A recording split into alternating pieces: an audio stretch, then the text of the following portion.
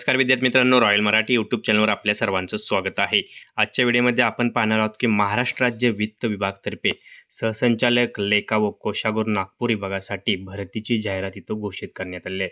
तर मित्रांनो, ही short notification आहे। सविस्तर जाहिरात आल्यानंतर पुन्हा एकदा आपण या संदर्भात व्हिडिओ बनवणारच आहोत।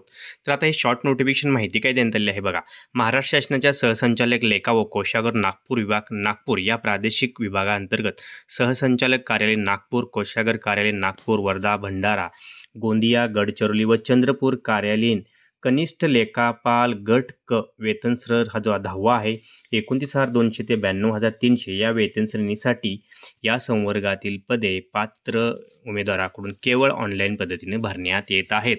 तर मित्रांनो, आपण बघितलं असेल काही दिवसापूर्वी सेम जाहिरात जी आली होती पुणे विभागाकरता आली होती। सध्या ही जाहिरात जी आहे ती नागपूर विभागासाठी आलेली असून याच्या अंतर्गत बघितलं आपण तर नागपूर, वर्धा, भंडारा, गोंदिया, गडचिरोली व चंद्रपूर या जिल्ह्यांचा इथं समावेश करण्यात आलेला आहे।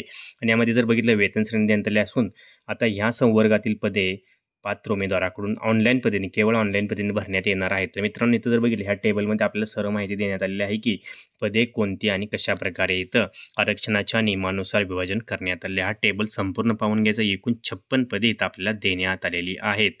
तर इथं जर पदांचं विभाजन आपण पाहून घ्यायचं आणि ज्या कॅटेगरीमध्ये आपण बसता त्याप्रमाणे ॲप्लिकेशन करायचं आहे। आता इथं नेहमीप्रमाणे बाकीच्या टिप्स आहेत की जसं की इथं पदामध्ये कधी पण बदल होऊ शकतो किंवा भरती कधी पण कॅन्सल होऊ शकते। जे अधिकार आहेत ते भरती करणाऱ्या संस्थेला असणार आहेत। त्याचबरोबर सामाजिकदृष्ट्या मागासवर्गीय, शैक्षणिकदृष्ट्या मागास, EWSसाठी इथं नियम देण्यात आले असून वेळापत्रक जर आपण बघितलं कार्यवाहीचा टप्पा इथं वेळापत्रक सुद्धा देण्यात आलेलं आहे आपल्याला। वेळापत्रकाचा जर आपण विचार केला तर अर्ज ऑनलाईन करण्याचा कालावधी 10 जानेवारी 2025 रोजी संध्याकाळ 5 वाजल्यापासून 9 फेब्रुवारी 2025 रोजी रात्री 12 वाजेपर्यंत आपण ऑनलाईन पद्धतीने अर्ज शकणार आहात। ऑनलाईन पद्धतीने विहित शुल्क भरायचा कालावधी सुद्धा सेमच ठेवण्यात आलेला आहे। प्रवेशपत्र ऑनलाईन प्रिंट काढण्यासाठी जो मोबाईल नंबर आपण दिला त्याच्यावर नोटिफिकेशन येईल किंवा आपल्याला वेळोवेळी खाली डिस्क्रिप्शनमध्ये दिलेल्या वेबसाईटला व्हिजिट करावं लागणार आहे। ऑनलाईन परीक्षेची तारीखसुद्धा आत्ता काही कळवण्यात आलेली नसून ते आपल्याला डिटेल जेव्हा जाहिरात येईल त्यावेळी सांगण्यात येईल किंवा आपल्याला वेळोवेळी वेबसाईटला व्हिजिट करून ती माहिती घेत राहायचं आहे।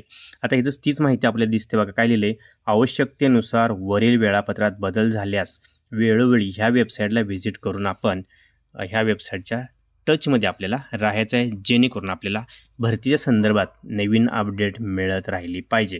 आता उमेदवाराच्या संख्येस अनुसरून आवश्यकतेनुसार वेगवेगळ्या सत्रामध्ये परीक्षा घेण्यात येईल। जर उमेदवार अर्ज जर जास्त आले तर परीक्षेचे जे सत्र आहे ते 3 सत्रामध्ये परीक्षासुद्धा घेतली जाऊ शकते। सकाळ, दुपार, संध्याकाळी सत्रात परीक्षा असू शकते किंवा 2 सत्रामध्ये सकाळ आणि दुपार अशी पण असू शकते।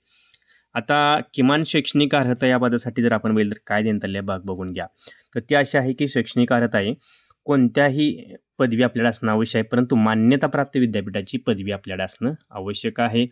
त्याचबरोबर आपण मराठी टंकलेखनाचे किमान 30 शब्द प्रति मिनिट किंवा इंग्रजी टंकलेखनाचे 40 शब्द प्रति मिनिट वेग मर्यादेचे शासकीय वाणिज्य प्रमाणपत्र आपल्याकडे असणं आवश्यक आहे। मित्रांनो, ही महत्त्वाची अट इथं आहे। नुसतं आपल्याला डिग्री असून चालणार नाही, तर आपल्याला टायपिंगचं जे सर्टिफिकेट आहे मराठी 30 आणि इंग्रजी 40 हे असणं आवश्यक आहे, आपल्याला नोंद घ्यायचं आहे। तर वयोमध्ये जर विचार आपण केला तर 19 वर्षापेक्षा कमी नसावे।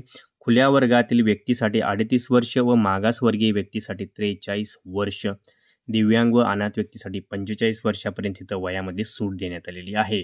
मागासवर्गीय उमेदवार, दिव्यांग आणि खेळाडू यांना असलेली वयोमर्यादित शिथिलतेची सवलत यापैकी कोणतीही अधिक असेल ते आपल्याला देण्यात येणार आहे। तर आपण जर ह्या कॅटेगरीत बसत असाल तर ते एकदा पाहून घ्यायचं आहे। परीक्षा शुल्कात जर आपण इथं विचार केला तर परीशुल्क असा आहे बघा, ओपन कॅटेगरी करता 1,000 रुपये परीशुल्क, राखीवसाठी 900 रुपये, माजी सैनिक यांच्यासाठी परीशुल्क माफ राहील असं देण्यात आलेलं आहे।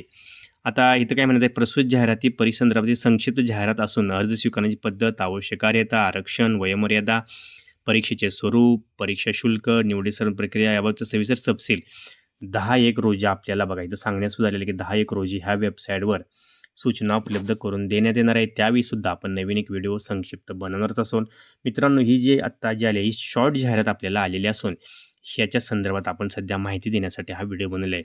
अधिकच्या माहितीसाठी आपण जो कंप्लीट व्हिडिओ येणार आहे 10 तारखेला ही माहिती उपलब्ध होणार आहे वेबसाईटला, त्यानंतर आपण बनवूच त्याच्या अगोदर तुम्ही ही शॉर्ट नोटिफिकेशन पहा. याच्या अगोदर आपण जो विभाग आलता पुणे त्याच्यासाठी जर ॲप्लिकेशन केलं असेल किंवा तयारीची सुरुवात केली असेल तरीसुद्धा आपण इथं दुसरा फॉर्म भरू शकणार आहात मित्रांनो. यामध्ये जर बघितलं नवीन वर्षामधील ही दुसरी जाहिरात लेखा व कोशागार विभागात आलेली आहे. तर मित्रांनो तुम्ही सरळ सेवा, MPSC, पोलीस भरती किंवा इतर तलाठी किंवा ग्रामसेवकची तयारी करत असाल तरीसुद्धा हा अभ्यास आपल्याला उपयोगी पडणार असून गट क स्तरातील ही पोस्ट असून आपण यामध्ये नवीन वर्षाच्या बेतावर अभ्यास करा आणि सरकारी नोकरी मिळवण्याचं आपलं स्वप्न ह्या वर्षी नक्की पूर्ण होईल असे प्रयत्न आपण करायचे आहेत. तर मित्रांनो जाहिरात संदर्भात काही प्रश्न असतील तर जरूर आम्हाला कळवा. येणाऱ्या 10 तारखेला आम्ही नवीन व्हिडिओ बनवूच, सविस्तर जाहिरात आल्यानंतर नवीन व्हिडिओ बनवू आणि आपले काही प्रश्न असतील तर त्याची पण आन्सर देण्याचा प्रयत्न करू. व्हिडिओ शेवटपर्यंत पाहिल्याबद्दल आपल्या सर्वांचे हार्दिक आभार. अधिक माहितीसाठी डिस्क्रिप्शनमध्ये लिंक दिल्या तीसुद्धा आपण पाहून घ्यायची आहे. जय हिंद, जय महाराष्ट्र.